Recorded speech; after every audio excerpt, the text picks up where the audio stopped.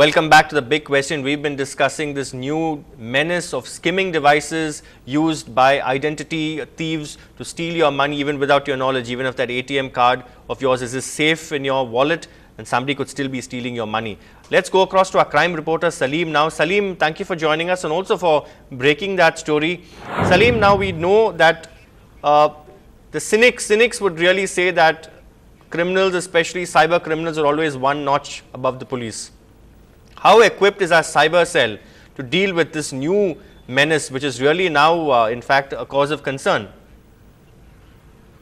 In fact, we interacted with the cyber crime additional deputy commissioner of police, Mr. Sudhakar, who is in the central crime branch of the Chennai City Police. He very clearly told us that they have convened several meetings with the bank managers in the city, and they have reiterated that fixing CCTV is very important, and also they should make a watchman sit there and watch who is coming there and who's coming in and who is going out. But Mr. Sudhakar very clearly says that most of the bank managers have not followed the advice of the police department. It is very clear even in this case that the CCTV was not in working condition, and that the reply was given by the concerned bank itself. The ICICI Bank itself has given a reply to the Central Bank of India stating that our CCTV was not in working condition on the particular day. In fact, we contacted the concerned ICICI Bank manager. She very clearly told us that the CCTV was not in working condition, and that efforts will be taken to restore the CCTV camera. As far as the city police is concerned, they very clearly say that ATMs should function only when CCTV cameras are functioning. Say, for example, it's not really a question of let's not single out one particular bank. It could happen in any bank, it could happen in any ATM, and it's good. It's really good. One appreciates the fact that ICICI has actually made that announcement that they will ensure that this is immediately rectified. But again, how are the police, how equipped are the police really to handle such cases really of skimming? Yeah, the police say that they have two things while investigating these cases. One, electronic evidence. Here CCTV comes into picture. If the police say if they have an electronic evidence and if they have CCTV footage, it is very easier for them to zero in on the criminal. There's no CCTV. Here there's no CCTV footage now. It's one thing for the police to point fingers at business establishments asking them to install CCTVs, but we also know that when it comes to bomb hoax calls, there are several police stations also, at least in the past, where even simple things like the caller ID devices had not been working.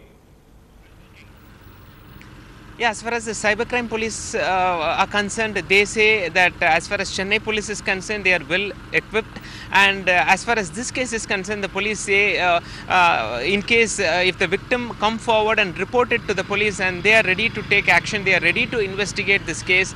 The police say that they will go through what all the transactions that have been carried out in the past several days by the victim, and based on that they will investigate this case. They will go in person and question the persons who were present in the previous place where the transaction had happened, and in that case the police say that they are very confident that they will crack this case.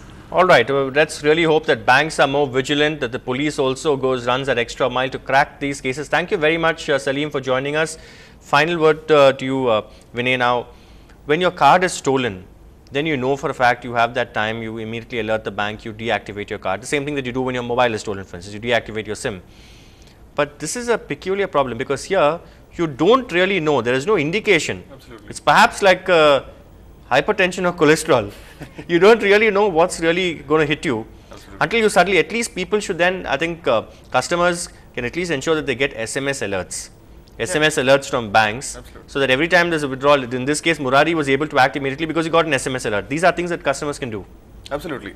But even then, what happens is that in the absence of the infrastructure for fraud prevention, which is like cameras and so on, even if he gets the SMS alert, Mr. Murari is still running from pillar to post as far as I can see. And I know that Ashwin is saying that he's confident that even without the CCTV information, they'll be able to nab the culprits. But it's a big leap to take without the CCTV camera. So and SMS alerts, some banks charge for it, some banks provide it for free. So it would definitely help, but I don't think that alone is going to be a very significant solution to the problem. I mean, it's SMS transmissions get delayed. There's network congestion. It might come after 6-10 hours. That time gap itself might be too much of a time lag for the action to be of any use.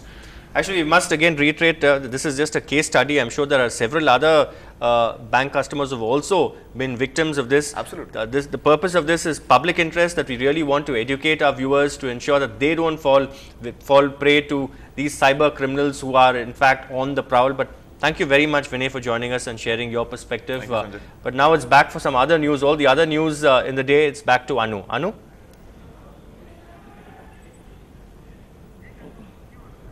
Thank you, Sanjay.